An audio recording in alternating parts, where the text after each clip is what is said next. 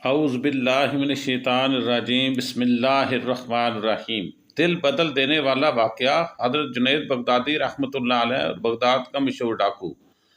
Baghdad के ऐद Junaid Baghdadi में एक ऐसा शख्स मशहूर था जिसकी ज़िंदगी चोरी और डाकाज़नी से भरी हुई थी। लोग इसका नाम सुनते ही लर्ज़ जाते थे। बाज़ारों में इसकी दहशत तारी रहती थी। कई बार काजी के सामने पेश किया गया, कभी 100, कभी 200, कभी 300 दुर्रे खाए, लेकिन तौबा उसके करीब से भी ना गुजरी। यहाँ तक कि चोरी की सज़ा में एक हाथ भी कट गया मगर वो बाज ना आया। एक हाथ से ही लोगों के घरों में दाखिल होता और जुल्म व खौफ फैलाता। एक रात का गैर मामूली वाक़या। एक रात वही बदनाम डाकू हज़रत जुनैद बगदादी रहमतुल्लाह अलैह घर दीवार फलांग कर दाखिल हुआ। इत्तफाक से उस वक़्त आप रहमतुल्लाह अलैह ने तजारत के लिए कुछ कपड़े और कीमती सामान गठड़ियों में बांध रखा था। डाकू ने वो गठड़ियाँ देखी मगर एक हाथ होने की वजह से उठा ना सका। वो सोच ही रहा था किसी को बुलाकर ये सामान चुरा ले लाए। इतने में हज़रत जुनैद बगदादी तहज्जुद के लिए बेदार हो गए।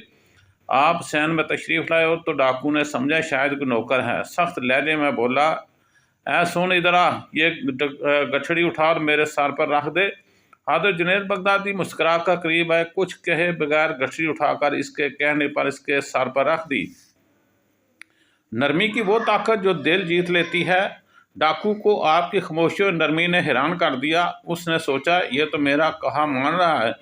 अब वो मज़ीद सख्त लहजे में बोला, नहीं, ये गठड़ी तुम अपने सर पर रखो और मेरे साथ चलो वरना मार डालूंगा। हज़रत जुनैद बगदादी रहमतुल्लाह अलैह ने बगैर कोई इतराज़ किए खुद अपने ही माल अपने सर पर रखा और खामोशी से उसके पीछे चल पड़े। रास्ता अंधेरा था, वज़न ज़्यादा। आप रज़ी अल्लाह ताला अन्हो के कदम सुस्त पड़ते तो वो जालिम डंडे से आपको मारता, लेकिन आप कुछ ना कहते, बस खामोशी से चलते जाते। ये खामोशी उसके मुकद्दर को बदलने वाली थी। पहचान का लम्हा। सुबह होते ही हज़रत जुनैद बगदादी रहमतुल्लाह वापस अपने घर लौट आए। डाकू रात को सुकून से सोया, लेकिन अगली सुबह दिल बेचैन हो गया। ख्याल आया कहीं वो नौकर मेरे बारे में किसी को बता ना दे। वो खबर लेने दोबारा इसी घर के दरवाजे पर पहुंचा। देखा लोग जोग दर जोग उस घर की तरफ आ रहे हैं। हर शख्स अदब से जूते उतार कर अंदर जा रहा है। इसने पूछा, ये सब कहाँ जा रहे हैं?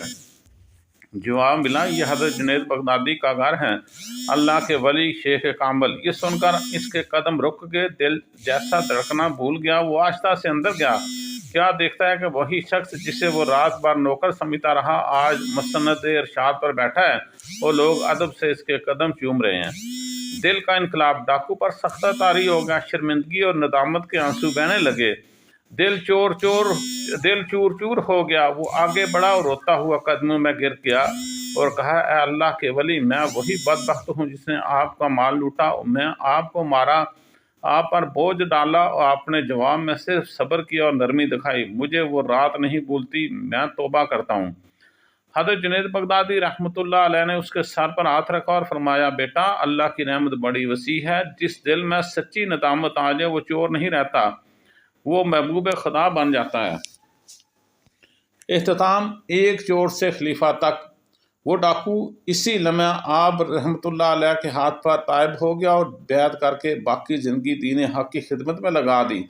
रवायत में है कि बाद में वो हज़रत जुनैद बगदादी रहमतुल्लाह अलैह के ख़ास मुरीदों में शामिल हुआ और बिला आखिर आपने उसे अपनी खिलाफत अता फरमाई। सल्लु अलल हबीब सल्लल्लाहु ताला अलैहि वसल्लम। सबक। अल्लाह वालों की मजलिसें इंसानों के दिल बदल देती हैं। जहाँ नसीहत काम न करे वहाँ उनकी नरमी और करदार दिलों को जीत लेते हैं। एक वक्त का जालिम चोर जब अल्लाह वाले की निगाह में आया तो वली का खलीफा बनकर दुनिया से गया। यही है सब्र, मोहब्बत और ईमान की असल ताकत। अल्लाह हमें हर एक को नसीब फरमाए।